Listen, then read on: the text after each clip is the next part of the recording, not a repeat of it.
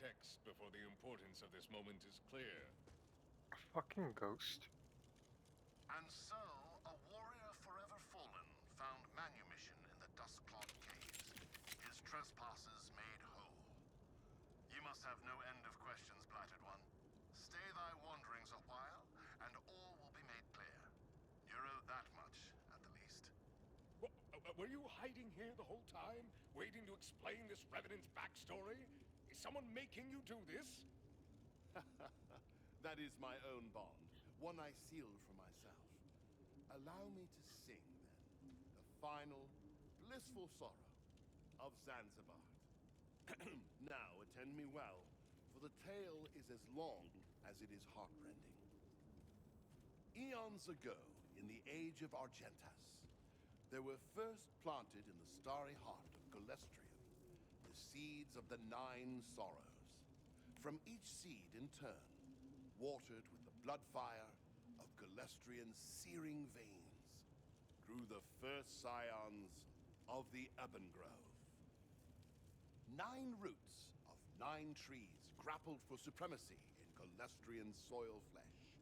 But in the end, it was Hollowbow, the empty ash, which emerged victorious.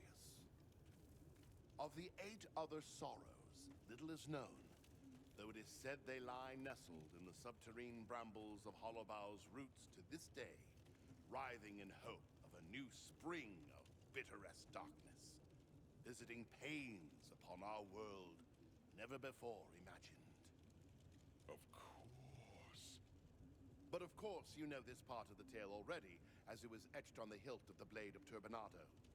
What that text leaves out is that Chrysanthus Widowmaid, yes, the very same who cruelly wove the garland of the sun round Galestrian's pale crown, was present at the felling of ours.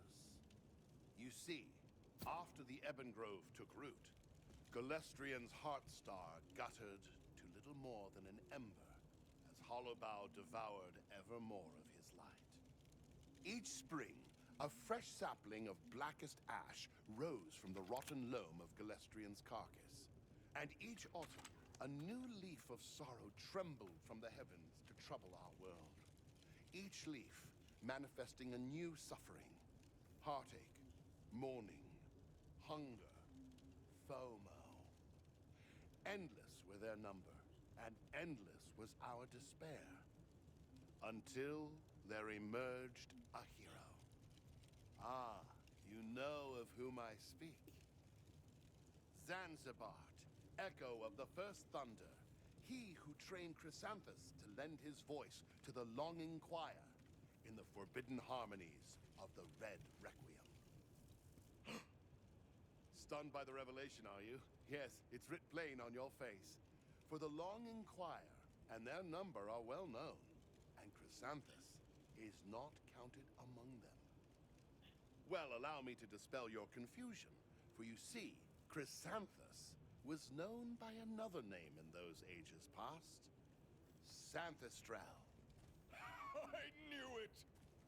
Yes, Xanthistrel the Antiphon and Chrysanthus are one and the same. After Zanzibar's sacrifice destroyed Xanthistrel, he arose anew. Ah, but I'm straying far afield of the matter at hand.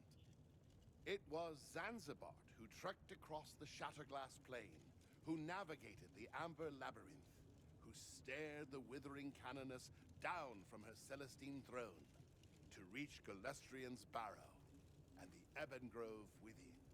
And while the trials of Zanzibar are oft discussed, rarely do even the most wizened of sages ask, why? Why did Zanzibar embark? The answer is clear to anyone who has pored over reams of flavor text as I have.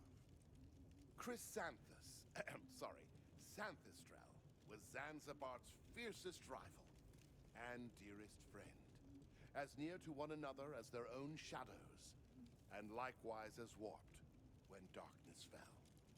As the leaves of the Ebon Grove piled all about, littering our fields with a litany of sorrows, Xanthistrel wove into the Red Requiem a hidden melody, a counterpoint to the doleful tones of all the world's anguish, and laced with a whisper of his very soul.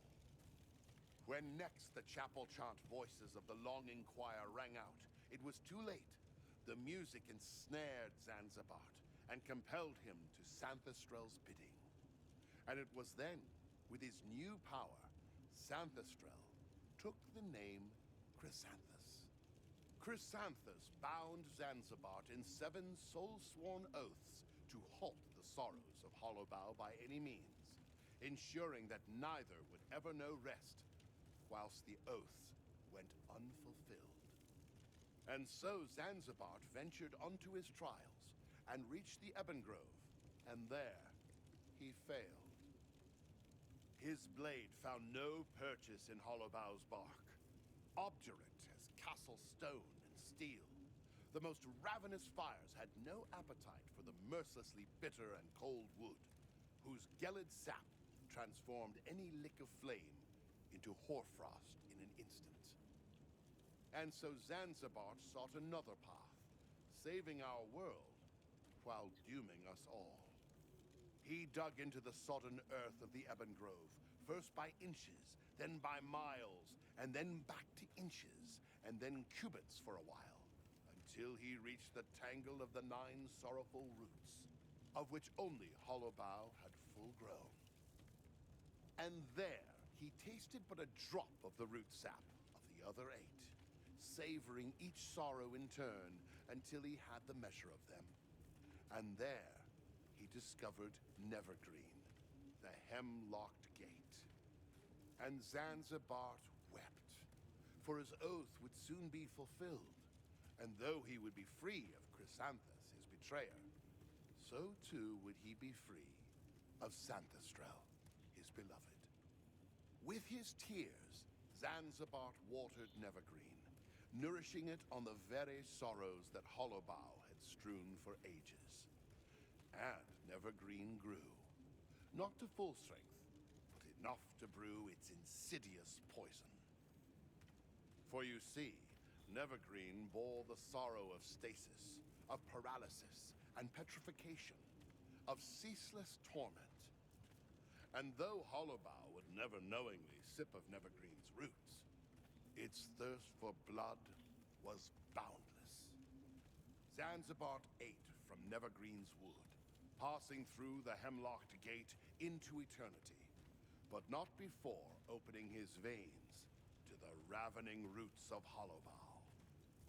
Thus from Zanzibart's crimson cup did Hollowbow taste of Nevergreen's poison, and with it, a taste of the heady brew of betrayal.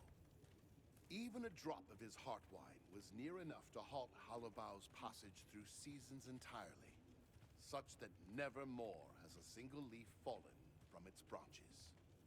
Zanzibart's triumph was heralded far and wide, and he was hailed as a hero, and Chrysanthus lauded in his turn as his dearest friend, and consoled for his pain at Zanzibart's loss. Most thought him dead, though a scant few scholars suspected elsewise, and in a long-forgotten cave, Chrysanthus built a tomb in the hopes of one day finding his rest with his wearied companion. In the end, however, with Zanzibart preserved, Chrysanthus too was doomed to unending. Even after his body perished from this world, his spirit lingered on as a myrmidon, bound through the Red Requiem and Zanzibart's oaths. It was long said that, should he ever find his rest to join Zanzibart, their oaths would be fulfilled, and they might know a measure of peace at last. But until now, it was thought to be idle fancy and myth. Now you know the lard of it, and you would do well not to forget. Such lessons, hard as they are in their learning, are often harder still in repeating. Farewell, Blighted One, and may you never see another leaf fall. If you like my story, please leave a comment in the cupped ear of a sleeping pigeon on a moonless night.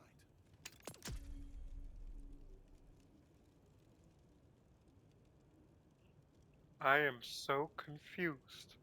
Woof.